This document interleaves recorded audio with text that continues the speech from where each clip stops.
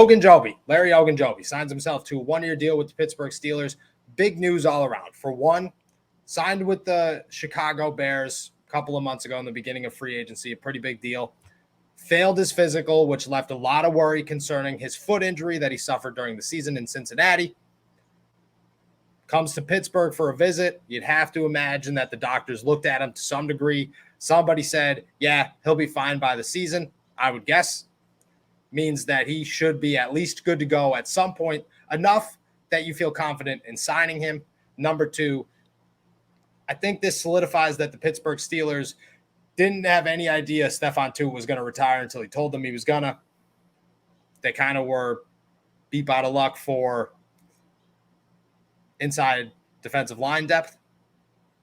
They got, in my opinion, the best possible outcome they could possibly get. What are your thoughts on the new one-year deal for the Pittsburgh Steelers? Yeah, just a week after Omar Khan takes over the reins, he gets Minkah Fitzpatrick and makes him the highest-paid safety in all of football history. Next week, comes in and says, Stephon Tuitt, don't even know him. Larry Ogunjobi, come on down, brother. I like the name. I do hesitate a little bit on the failed physical part. He failed the physical with the Bears after signing a 3-year, $40.5 million deal. That was in March, which is only a couple months removed from his foot surgery. So obviously, like 3 months later, I think you probably said it best. Like the doctors and the medical team would have had to have looked at him. I'm sure that was probably one of the first questions, that they had brought up is, hey man, how's that foot looking? Because if the Bears didn't want to give you $40 million, why should we sign you to a 1-year deal? Yep. But like medical stuff aside, because like nobody's in that room to hear those conversations and to see all of that, you have to assume that they liked what they saw and they believe he'll be ready to go. And if he is ready to go, Noah Strackmine, I think they're getting a very, very talented player. First and foremost, the best ability is availability, and he has exactly been that. He has played no less than 14 games throughout his entire career. He's only missed 3 games in his last 4 years, and he started all of those games the entire time for the Browns, and then obviously last year with the Bengals as well.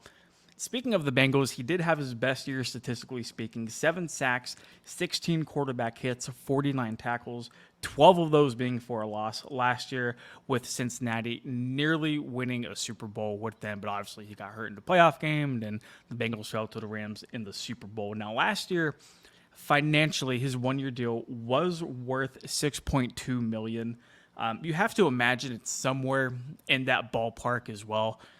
We know, and we talked last week about the Steelers having pretty big salary cap space and stuff to maneuver with. Yeah, 22 million. I don't think this is breaking the bank at all for Pittsburgh. I think they get a guy who is starter quality, who can step in and at least try to fill in some of the gaps left by Stephon Tuitt last year. I don't exactly know how he fits in stopping the run. That is something the Steelers do need to get better on.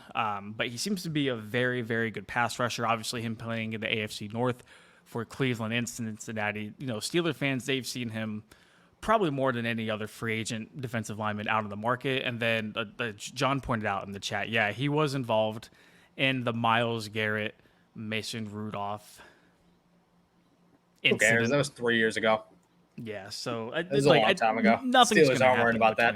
Yeah. No, if you listen to the Mike Tomlin pivot thing today, I mean, the dude had great things to say about Antonio Brown. If you could clear up Antonio Brown and Mike Tomlin, there are no grudges in Pittsburgh. I'm sure Mason Rudolph is totally fine, especially competing for the starting job. Like if this was Mason last year, I'd be like a little shook, a little upset. This year, he's competing for the starting job. He wants the best team around him. At no point is anybody going, oh, that guy shoved me, That guy, don't get me wrong, nearly got him killed, but that was 3 years ago. It is what it is. I agree. I think it's the perfect addition for the Steelers. I don't know how well it clears up the run game, but in the pass game, you don't get much better. I mean, he should have been signed months ago. Somehow made his way here. I think everything happens for a reason, and that's a good thing. Do you think it's a guarantee that he doesn't start this season? I don't think that they're going to remove Chris Wormley from the starting lineup, but I don't think they're going to hand anybody a job now. No, for sure. And I was actually kind of debating with that within myself before we hopped on the podcast because the Steelers do like Chris Wormley. Like they really do like him, but I think they like him just a little bit more as that like really valuable, I guess like six man, if you want to call him that, coming off the bench and being a rotational piece. I think the Steelers would be at their strongest defensively whenever you have Cam Hayward and Ogunjobi out there. Obviously, we haven't seen him in Pittsburgh. We don't know what he looks like in black and gold, and like the NFL is such a year-to-year thing, especially whenever you are 28 years old. But like you look at his track record, you look at what he's been able to do. I mean, there's no reason for him not to start. I don't think Ogunjobi came here to be a rotational piece. I think the Steelers didn't sign him to be a rotational piece. They needed an answer for Stephon Tuitt, and I think they got it. Chris Wormley, obviously, you have DeMarvin Leal and Isaiah Loudermilk. Like, it's not like a terrible depth behind Cam Hayward and Ogunjobi, just in terms of upside and, proven veteran to kind of even out the scale. Yeah, the weird thing is Ogunjobi's going to play defensive end. I have to go back and watch the tape because I don't understand how much defensive tackle and how much defensive end he's actually played. Yeah, I think he played the identical role to Cam Hayward. And he won't play that in Pittsburgh. Yeah, you have to also remember too that like the Steelers, as well as anybody in the NFL, they run a lot of like nickel. Like nickel is basically like the essential like base package now. Like rarely do teams roll out their 3-4 and the 4-3 majority of the time during an NFL game, and like especially like the Steelers too. And I'm really curious to see what Terrell Austin's going to do with this defense, and especially like the defensive line rotation and the packages he can come up with. But like his fit isn't going to be like a big question for me. Obviously, he's not Cam Hayward. He's not going to take over Cameron Hayward's role. I don't like he can't play nose tackle. Like he probably could if he wanted to, but like that's not his best fit. So I mean, it'll be really interesting to see. But like just in terms of fit, I have no qualms or worries about where he kind of falls in the Steelers defensive line. Yeah, I think that he fits pretty much everywhere. I think Wormley's going to start, but I think that's a conversation to have later down the road just because the Steelers, for some reason, really like Chris Wormley. And I agree with you. I think Chris Wormley is a phenomenal rotation piece. As good as they come, actually, because when he's out there, he could get you 7 sacks on 7 pressures, but the other 50 snaps that he'll take in that game, wasted space every single time.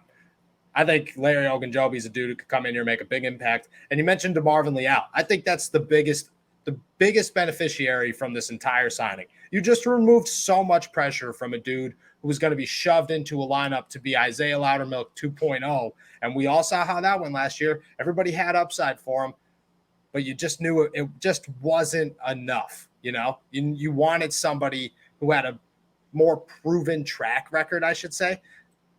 Now you have Isaiah Loudermilk to replace Cam Hayward. You have Chris Wormley to replace Ogunjobi, or Ogunjobi to replace Wormley. And then DeMarvin Leal just gets to play a rotation piece behind both of them. Monty Adams replaces Tyson Alualu. I think it's a beautiful signing. Like it's the best signing that they could have possibly made. Yeah. Now, just to answer some questions in the chat here, I saw this somewhere. Who would start, Chris Wormley or Tyson Alualu? Tyson Alualu is going to start at nose tackle. Chris Wormley is by no means a nose tackle. So I think Wormley and Ogunjobi are going to compete for the starting defensive end job. I think Wormley's going to get it just by the Steelers' veteran ways of like he's been here, blah, blah, blah. Doesn't mean Ogunjobi doesn't start over him, at some point if it's not by week 1. But I think, to start training camp, nothing's going to be handed to him. It's a Mike Tomlin classic of you got to go out and prove yourself every single time. Well, ideally, both guys are good enough to where you feel comfortable rotating them. I think both of them play quality snaps. Yeah. Like they're a 50-50 split, which is perfect because Chris Wormley, like I said, what do you have? He had seven sacks last season, and he had like 11 pressures. So every time he makes a play, he makes a play. But the rest of the time he's on the field, you wish somebody else was on the field. That's all you need. If Chris Wormley could play 30 snaps and Ogunjobi could play 35 or 40, that's beautiful, beautiful rotation to me. Do we have the contract numbers for Larry Ogunjobi? They were not released by the Steelers. I have not seen them yet. Deal, right? It is a 1-year deal. Yeah. I don't know what the financial terms of it are. I'm sure those will be released. Well, like I said earlier, he signed a 1-year deal with Cincinnati for $6.2 million last year, so I can't imagine it's anything No, it's super not going to be far off that astronomical. number. Yeah. Yeah, it's definitely going to be an Omar Khan style team friendly deal, which I believe is, dude, just so how nice is it that Omar Khan's sitting in the driver's seat and every single contract now from here on out, you got to just go like, oh, yeah, chances are the cap hits like $1 million. Yeah, for sure. Nah, it is whatever, you know. There's no big deal here. I think it's the perfect signing. I don't really even know what else to talk about because the Steelers, you know, usually we're like, oh, well, what could happen? Blah, blah, blah. Like, nothing could happen. The Steelers just made the best decision they can make for the first time in a long time. It feels like they've made something smooth and quickly, which I guess I could ask this. Do you feel like the tides are changing a little bit with Omar Khan here? Things are getting done in a smooth and rapid fashion. It's exciting. Yeah. Especially for, and like, I'm sure everybody can relate to this. Like, being a Steelers fan for so long, you just learn to not expect anything during the offseason. And if a guy is up for a contract extension, unless they are just like out of this world, you really don't expect them to hit like crazy numbers. And you're so used to like stuff being pushed back to like the final second. Omar Khan does not seem about that life. Like he since he is kind of taken over officially as the head guy, he has not wasted any time. He's not wasted any time at all. And I think if you're Deontay Johnson, I think that's really exciting. No, if you're Deontay Johnson, you are super hyped. Shout out to Vic, my dude. Thank you, Vic. If you're Deontay Johnson, you're hyped right now.